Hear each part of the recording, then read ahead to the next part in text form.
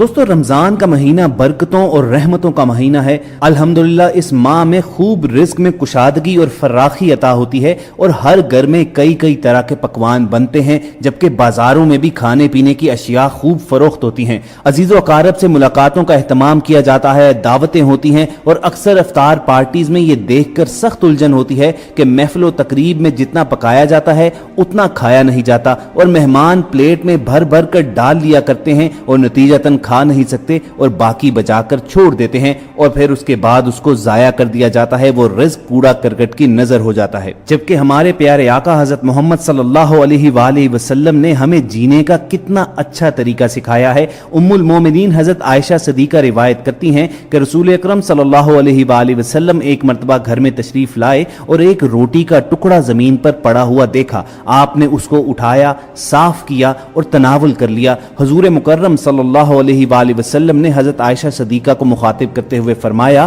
کہ اچھی چیز کا احترام کیا کرو، رزق جب کسی سے بھاگ جاتا ہے تو لوٹ کر نہیں آتا۔ دوستو اچھی چیز سے یہاں مراد اللہ کی دی ہوئی تمام اشیاء ہیں، چنانچہ ان کی قدر کرنی چاہیے۔ سنن ابو داؤد میں حضرت انس بن مالک رضی اللہ تعالیٰ عنہ سے روایت ہے کہ رسول اللہ صلی اللہ علیہ وآلہ وسلم جب کھانا تناول فرما لیتے تو تینوں انگلیوں کو چاٹ لیا کرتے اور فرمایا جب تم میں سے کسی کا نوالا گر جائے تو اسے صاف کر کے کھا لینا چاہیے اور اسے شیطان کے لیے نہیں چھوڑنا چاہیے، اور ہمیں حکم دیا گیا ہے کہ پیالے کو صاف کر دیا کریں، کیونکہ تم میں سے کوئی نہیں جانتا کہ اس کے لیے کھانے کے کون سے حصے میں برکت رکھی گئی ہے۔ اسی طرح خواتین و حضرات، امام احمد، ترمذی اور ابن ماجہ میں مسلسل روایات ہیں کہ حضور اکرم صلی اللہ علیہ وآلہ وسلم نے فرمایا کہ جس نے کسی پیالے میں کھانا کھایا پھر اس کو چاٹا تو وہ پیالہ اس کے لیے استغفار کرے گا، یعنی اگر جس برتن میں کھانا کھایا جا رہا ہے اسے اس قدر صاف کر لیا جائے کہ رزق کا ایک ذرہ بھی ضائع نہ ہو، تو رسول کریم صلی اللہ علیہ وآلہ وسلم کے فرمان کے مطابق وہ برتن بھی آپ کے لیے استغفار کرتا ہے۔ ذرا سوچئے کہ ہم پلیٹس میں کھانا بچا چھوڑ کر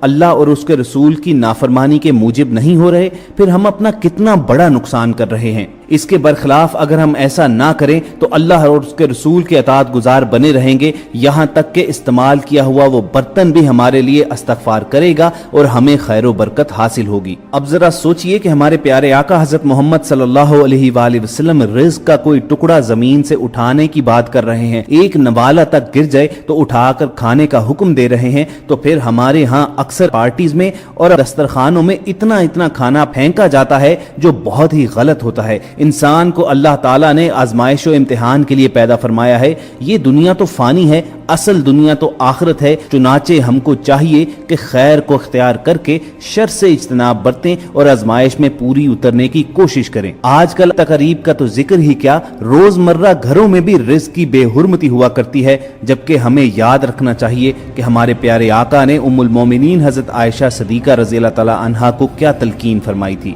مگر آج ہمارے گھرانوں میں یہ معمول بن چکا ہے کہ کئی کلو خوراک جو ہے وہ ریفریجریٹر میں پڑی رہتی ہے اور گلتی سڑتی رہتی ہے، کیونکہ کوئی بھی باسی کھانا پسند نہیں کرتا، بلکہ بعض اوقات تو فخر سے یہ بتایا جاتا ہے کہ ہمارے گھر میں ایک وقت کا کھانا دوسرے وقت نہیں کھایا جاتا اور ہر بار تازہ روٹی ہی پکتی ہے۔ تو بندہ خدا اگر یہ عادت اپنا ہی لی ہے تو کم از کم رزق کو ضائع تو مت کیجیے، اگر جو اضافی رزق ہے وہ ضرورت مندوں کو پہنچا دیا جائے اور وقت سے پہنچا دیا جائے، یعنی خراب اور گلے سڑے ہونے سے پہلے پہنچا دیا جائے، تو اللہ تعالیٰ کی کتنی خوشنودی حاصل ہوگی۔ کوشش کیجیے کہ ہمارے جو کام کرنے والے ورکرز ہیں، جیسے ماسی ہے، مالی ہے، صفائی کرنے والے ہیں، چوکی دار ہے یا کوئی بھی غریب یا ضرورت مند، یہ سب لوگ اس کھانے کے زیادہ مستحق ہیں جو ہفتوں ہمارے فریزر میں ڈبوں میں بند پڑا رہتا ہے۔ سب سے بہترین بات یہ ہے کہ کھانا پکنے کے فوری بعد کسی غریب اور ضرورت مند کا حصہ پہلے نکال لیا جائے اور فوراً اس تک پہنچا دیا جائے۔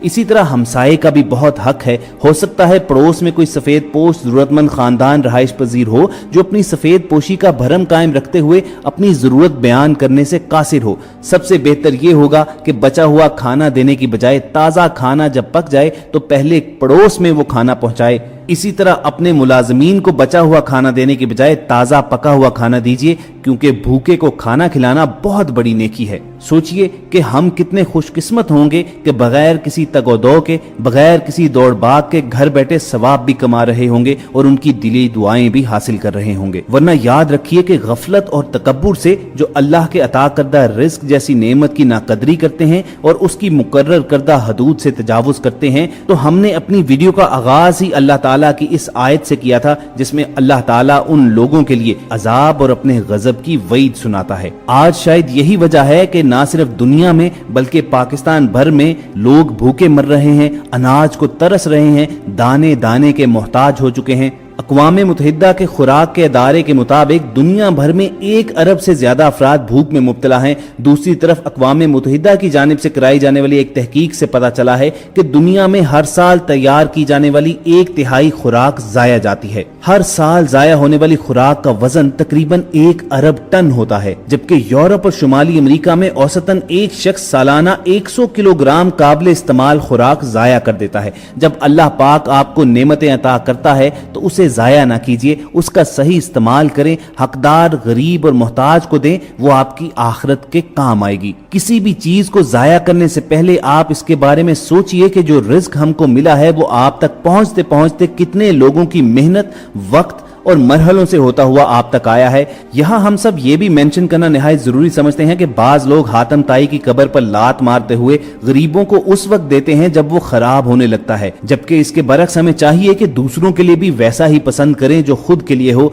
अल्लाह ताला सूरह आले इमरान में वाज़ेह अल्फाज में इरशाद फरमाता है, तुम हरगिज नेकी में कमाल हासिल न कर सकोगे जब तक अपनी पसंदीदा चीज से कुछ खर्च न करो, और जो चीज खर्च करोगे अल्लाह ताला को मालूम है। हमारे प्यारे आका हजरत मोहम्मद सल्लल्लाहु अलैहि वसल्लम का एक फरमान सुनन इब्ने माजा में हजरत जाबिर बिन अब्दुल्लाह रज़ियल्लाहु तआला अन्हु से रिवायत किया गया है कि आप सल्लल्लाहु अलैहि वसल्लम ने फरमाया, ऐ लोगो, अल्लाह से डरो और अच्छे तरीके से इत्दाल के साथ रोजी तलब करो, क्योंकि कोई इंसान अपना रिज्क पूरा किए बगैर नहीं मरेगा, अगरचे उस रिज्क के हसूल में देर हो जाए। चुनाचे अल्लाह से डरो और अच्छे तरीके से रोजी तलब करो। इसी तरह सही बुखारी में अनस बिन मालिक रज़ियल्लाहु तआला अन्हु से मरवी है कि रसूलुल्लाह सल्लल्लाहु अलैहि वसल्लम ने फरमाया, जो शख्स अपने रोजी में कुशादगी चाहता हो या उम्र की दराजी चाहता हो तो उसे चाहिए कि सिला रहमी करे। सिला रहमी से मुराद इर्द गिर्द के लोगों से, अपने अजीजों अकारब से अच्छे तरीके से पेश आए, उनकी जरूरियात का ख्याल रखे